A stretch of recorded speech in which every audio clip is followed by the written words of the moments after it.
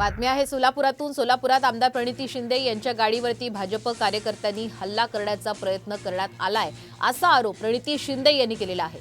आगामी लोकसभेच्या दृष्टीने प्रणिती शिंदे गावोगावी सध्या गाठीभेटी घेत आहेत। सरकुली या गावामध्ये हल्ला झाला असल्याचं प्रणिती शिंदे यांनी यावेळी आरोप केलाय।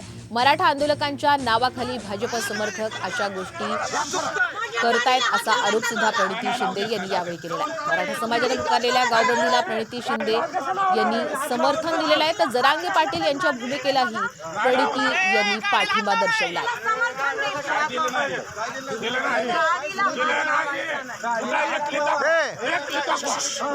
तुमच्या समर्थाची एक क्लिप दाखवा। आरक्षणाला तुम्ही समर्थन दिलेलं एक क्लिप दाखवा। आवाज आमच्या गावात तुम्ही कशासाठी आलाय?